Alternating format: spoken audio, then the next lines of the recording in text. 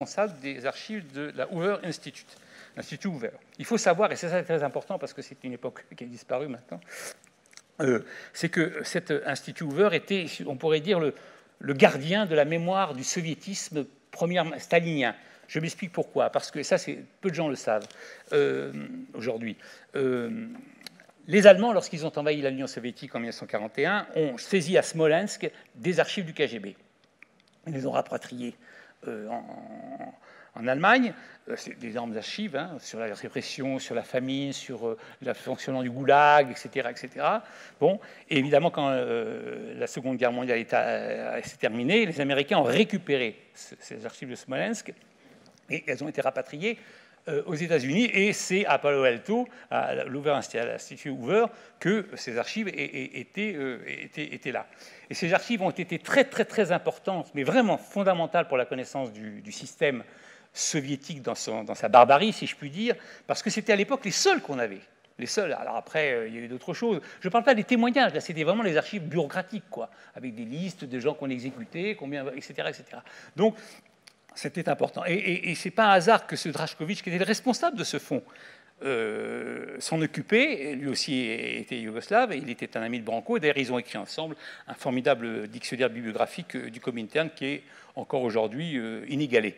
Hein, parce que vous savez que le Comintern, c'était beaucoup d'agents qui changeaient de nom, alors il fallait s'y retrouver. Il y avait des agents avec 15 noms quelquefois, donc il fallait savoir qui était qui, etc. Donc ce dictionnaire bibliographique est absolument très utile. Le troisième personnage, et on va revenir à Dimitrievitch, parce que... Rapidement, parce qu'il y a la musique qui nous attend. Oui, d'accord, il est 17. C'est vrai. Le troisième personnage, mais surtout Dimitri. Oui. Le troisième personnage, il s'appelle Kosta Krstić, il était journaliste au Point quand moi je l'ai rencontré.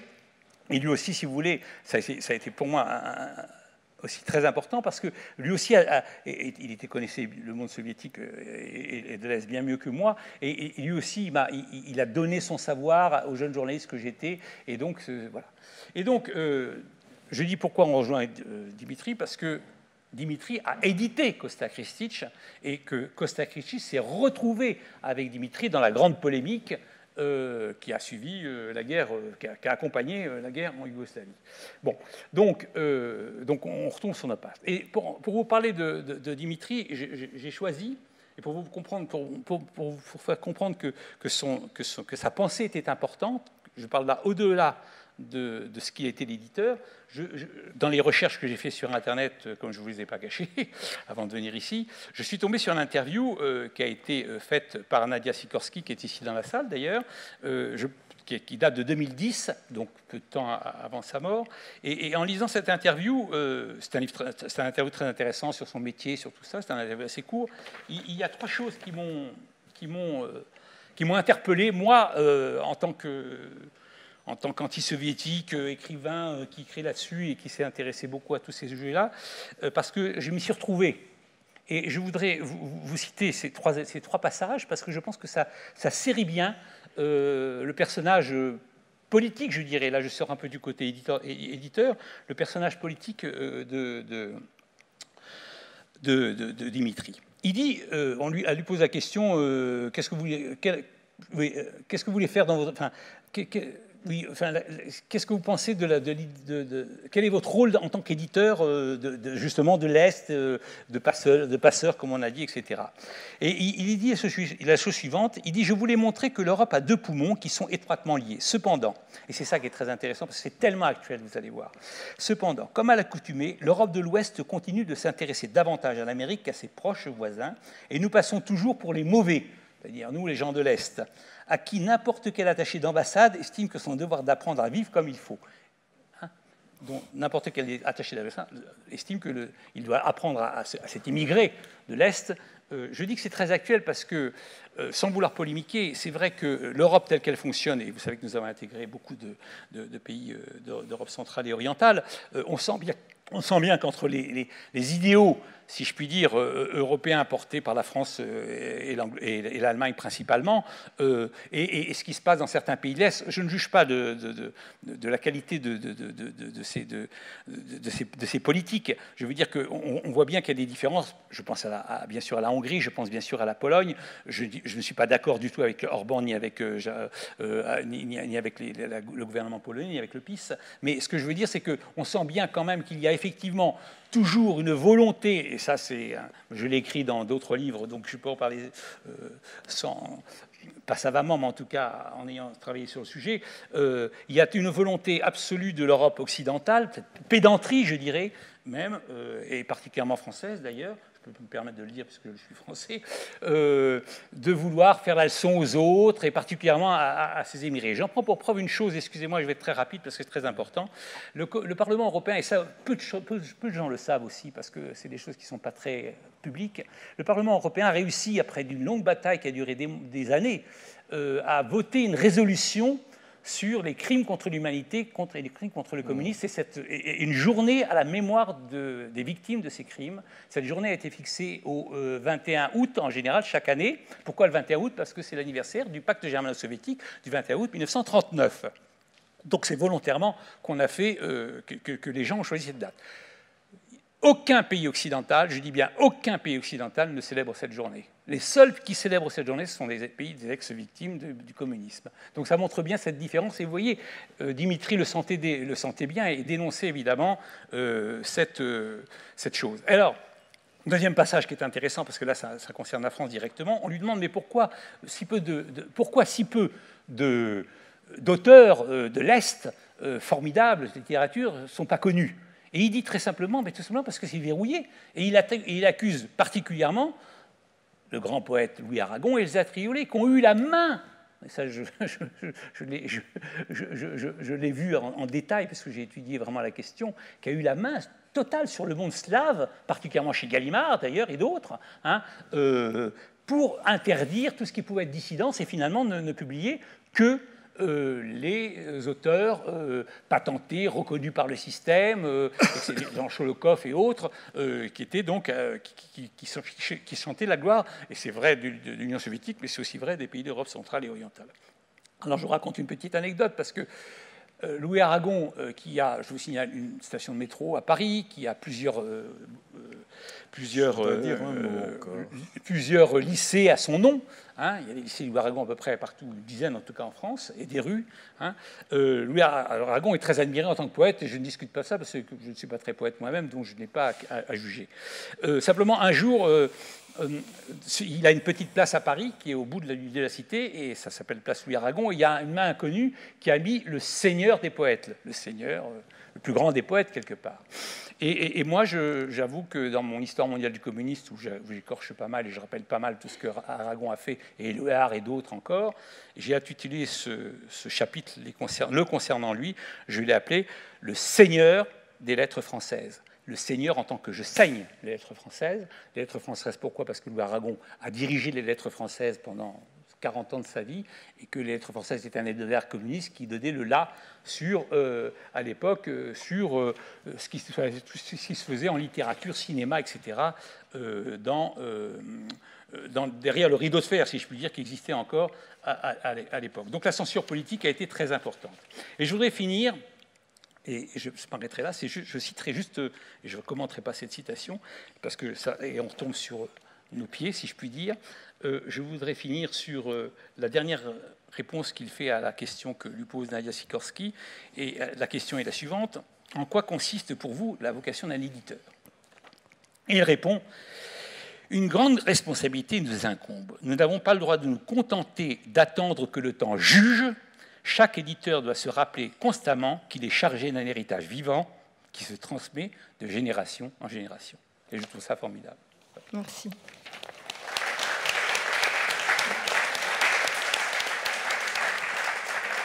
On me fait des signes désespérés qu'il est l'heure de céder la place à la musique. Pendant ces quelques minutes, il va falloir installer... Une chose. Oui, je vais laisser Monsieur Niva dire sa propre réaction. Avant cela, je voulais rappeler la définition que Kundera donnait de l'Européen. L'Européen, celui qui a la nostalgie de l'Europe. Il me semble que sans l'Europe de l'Est, sans les grands auteurs d'Europe de l'Est, et les Russes en particulier, on n'aura jamais d'Europe, parce que l'Europe, c'est avoir la nostalgie de l'Europe. Alors merci à eux. Une dernière phrase. Non, j'ai une petite réaction à dire. Je ne voudrais pas qu'on garde l'idée que l'éditeur Vladimir Dmitrievitch s'inscrit essentiellement dans l'antisoviétisme, parce que je ne le crois pas. L'Europe respire avec 2 poumons. C'est une expression du poète russe Vyacheslav Ivanov, qui est devenue connue parce qu'elle a été reprise par le pape Jean-Paul II. À partir de ce moment-là, tout le monde s'est mis à parler des 2 poumons. Et pour Vladimir Dmitrievitch, c'était une réalité. Il y avait les 2 poumons, parce que n'oublions pas, ces éditions, son intérêt profond pour Blois, par exemple. Toute une partie de la littérature française, il en était entièrement amoureux. Et une de ses grandes œuvres, si vous prenez ce catalogue général où vous avez des flottilles qui partent dans tous les sens, c'est quand même Sophia, c'est-à-dire sa bibliothèque religieuse. Et à qui s'est-il adressé? Au prince Andronikov, qui est le traducteur du général de Gaulle. Donc, c'est quand même venu même du cœur de la littérature, de la politique française quand il s'adresse à Andronikov. Et vous avez le livre d'Andronikov et puis tous ces magnifiques livres des théologiens exilés russes comme le père Serge Bulgakov. Donc, cette Sophia, c'est quelque chose qui fait partie, comment dire, de l'essentiel de ce qu'il voulait aussi transmettre. Je voulais simplement dire, avec cet extrait, que dans l'idée de Dmitrievitch, enfin, me semble-t-il, et en tout cas dans la mienne, alors peut-être que je fais une projection sur Dmitrievitch de ma propre pensée, c'est que les 2 poumons évidemment existent, et c'est évident, mais que souvent il y en a un poumon qui oublie l'autre. Et que c'est souvent le cas, et que souvent le oui, poumon mais vous occidental... savez, Aragon n'a pas régné comme ça. Par exemple, le docteur Givago, qui est un grand livre qui a révolutionné notre façon de voir.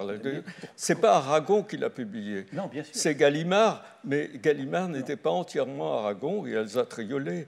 On ne peut pas dire, à mon avis, qu'ils ont régné à 100%. Pas du tout. D'abord, c'est Feltrinelli qui a en premier... Ça, c'est la discussion qui continuera entre vous, parce que nous, on est juste heureux d'avoir 2 poumons. On veut que les 2 poumons respirent. Et merci beaucoup à chacun d'entre vous. Je voudrais juste dire un petit mot. Mais ce sont des élèves extrêmement indisciplinés. Oui, justement. Simplement pour signaler je sais que j'ai remis toutes les archives de l'âge d'homme que je possédais, et j'en possédais la plus grande partie, au Centre roman de littérature à l'université. Que ça se sache simplement. Merci, voilà. merci.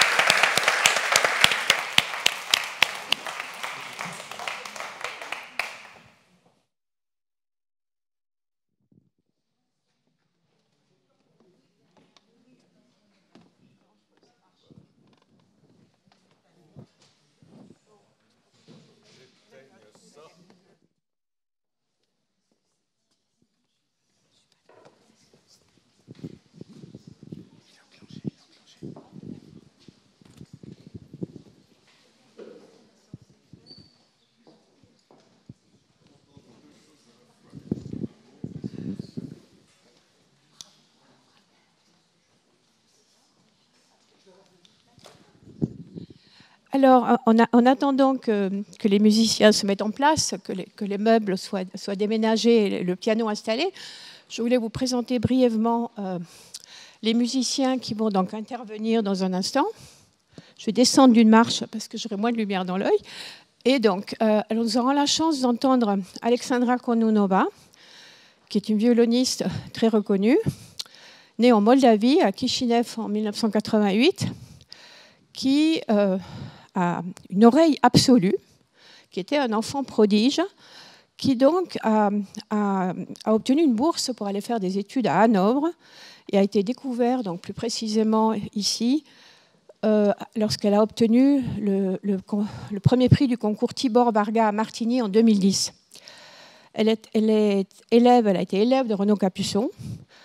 En 2015, elle a été lauréate du prix Tchaïkovski, donc elle a eu la 3e place. La 2e place étant attribuée à un Chinois, la 1re place n'ayant pas été attribuée parce que le jury n'arrivait pas à se mettre d'accord. Elle a récemment fait un enregistrement des 4 saisons de Vivaldi, mais il faut dire qu'elle a commencé sa carrière comme pianiste et qu'elle a été très vue ces derniers temps pendant la pandémie, puisqu'elle a joué très généreusement de son violon, qui est un Guadagnini, sur son balcon. Elle vit à Lausanne, et donc a fait profiter tous ses voisins de l'extraordinaire qualité de son jeu. Voilà, et donc elle est accompagnée par Denis Kajourin, qui a été lui-même, donc qui est né lui à Nijni Novgorod en 1986. Il a été lauréat en 2010 du prix Reine Elisabeth à l'âge de 23 ans. Il est né dans une famille de musiciens. Il a commencé le piano à 5 ans. Et il a étudié donc à l'Institut Reina Sofia à Madrid, où il a suivi son professeur russe, dont le nom m'échappe malheureusement. Ensuite, il a aussi travaillé dans le cadre de la Lake Como Academy, et il bénéficie actuellement du mentorat de Daniel Barenboim. Par ailleurs, vous avez, je crois, tous reçu le programme.